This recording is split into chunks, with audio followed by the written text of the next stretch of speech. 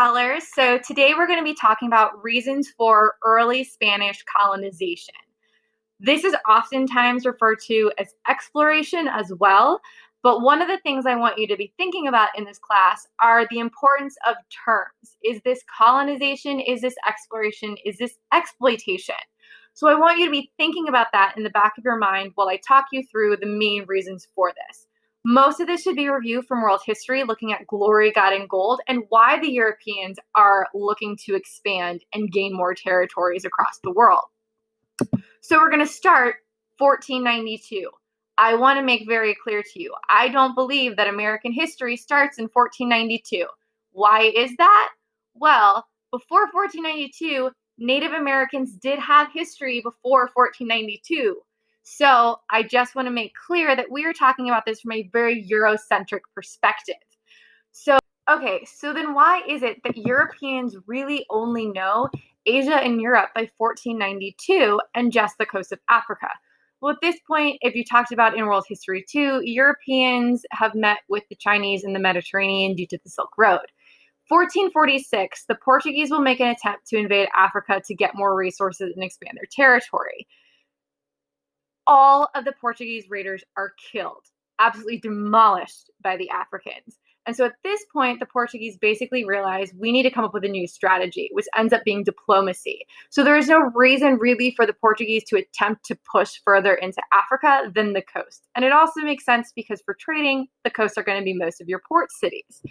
So why is it that Portugal is really leading the way instead of Spain for colonization, exploration, exploitation? Prince Henry the Navigator, you should have talked about in world history. He's acting as the leader of exploration. He helps open schools, strengthen maritime ideas and strengths and knowledge. But he's also going to help push out the Moors from the Iberian Peninsula. And if you don't remember who the Moors were from world history, they were the Muslims who were living in the Iberian Peninsula, being Spain and Portugal. Since Portugal doesn't really have a Mediterranean border like some of the other countries, there isn't an easy route to getting into Asia except for Africa, because at that point we don't have the canals built. So Spain is really pushing for developments in how to do this. The problem with Spain is that they are behind Portugal due to disunity. They are not one unified kingdom. They are multiple kingdoms. And it isn't until Ferdinand and Isabella marry in 1469 that the country is really kind of unified. And then that will push Spain into exploration. So the three G's, glory, God, and gold. Glory is really the idea of political power. So Ferdinand and Isabella, as I mentioned, marry in 1469. Money equals power. Land equals power. At this point, this is why they're trying to expand. So also in Europe, you have this move from feudalism into capitalism. And this is widespread throughout Europe that this is happening. So you have improvements in maritime technology as well that is happening, organized methods for conducting international trade. You have political and military appointments of explorers to advance their careers, which is making more people want to go and explore. And this is what leads to the conquistadors, or the conquerors. So in this image here, you have Francisco Pizarro, who is known for conquering the Incas, which you should have talked about in world history. So this is one of the reasons that we have the expansion of European empire. So looking at Europeans, the next big G is God. Spain and Portugal, both very strong Catholic nations. And so if we're going to look back at world history, you have the Spanish Inquisition in the 1480s to 1830s. And the goal of that was to maintain a Catholic orthodoxy amongst the kingdoms and to root out basically any heretic or anyone against the church. So one of these reasons is expanding the empire for the Spanish. So we have Spanish monarchs who are basically going to be seen as the defenders of Catholicism at this point. So we have Isabella and Ferdinand. They're the ones that are going to take on Christopher Columbus, which we probably all know from elementary school. But they're really seeing themselves as these defenders of the faith. They're sending missionaries to convert the natives in the Americas. And when Columbus is going to land on the new continent of the Americas, they are going to send missionaries as well. One of the other big points for why religion is so important is there is the Treaty of Tordesillas created in 1492 between the Spanish, the Portuguese, and the Pope about dividing the land. one of the things to note is really no one else is consulted. So that's one big problem with this map. The other big problem with this map is the land that has not even been explored at this point and people don't know exists, such as the Americas. So back to Columbus, he really thinks he's on a divine mission. So this is more than just power and wealth and policy. This is the idea of protecting the faith. So the next big G that we're going to talk about is gold. And the big piece of this is mercantilism, the idea that wealth equals power. Mercantilism is a theme that comes up a lot in world history and early American history. There are four major pieces to what the mercantilist system is. The idea that a country's wealth is measured by the amount of gold instead of land. There's a favorable balance of trade, so you are exporting and importing in a way that benefits your country. You are seeking more colonies, which means you have more resources and availability to trade with other peoples, and that the colonies were going to only trade exclusively with the mother country, which means not great things for the colonies if they ever want to be independent, which is why you get a lot of revolts, but for the mother country, they are producing more goods and able to trade with more people. A specific example of how mercantilism is really playing out are the sugar islands. So Cuba, the Caribbean islands, the Bahamas. Prior to 1444, they were using enslaved persons, but the big shift happens in 1444 where they start actually kidnapping people from the South African ports. This is where the enslaved population starts to shift in how they are being obtained from Africa. It's not a nice trading policy. It's not diplomacy, as the Portuguese had kind of figured out they had to do. They're now just straight up kidnapping people. So when we're looking at gold and coming into the Americas, once we're in the Americas as Europeans, how do you make a profit? So you need profitable agriculture. And so their solution is enslaving populations. And in this case, it's the indigenous peoples. What is going to be problematic for the Europeans about enslaving native populations is that they know the land better than anybody else. They're fully developed societies, and in many cases, they are more advanced than the Europeans were. But this attempt was called the Encomienda system. And if you've taken Spanish, you know that the root of that means to fulfill.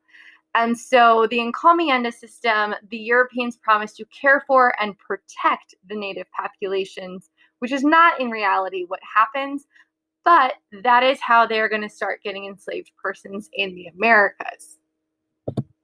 So the Encomienda system, the plan from the Europeans is that Spanish settlers will come, they will protect and care for and Christianize the native peoples, and in return, the native peoples will work a portion of the time and for the Spanish settlers, and all will be great. So it's not really even enslavement in the mind of the European.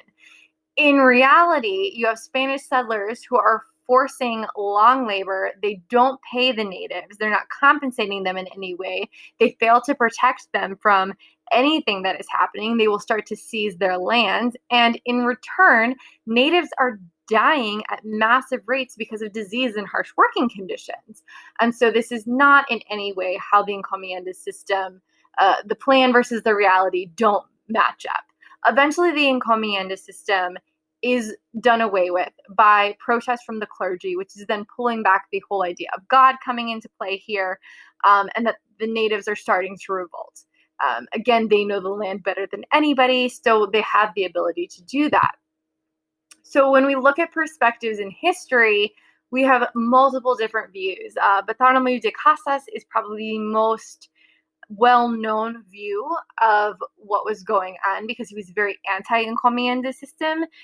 He said, I call the Spaniards who plunder the unhappy people torturers.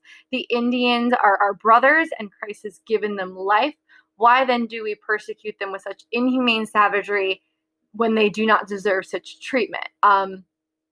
And so perspectives are very different. So if we're going to look at how gold is really playing out in the Americas, in 1518, de Casas is in defense of native rights. He is calling for the importation of enslaved Africans.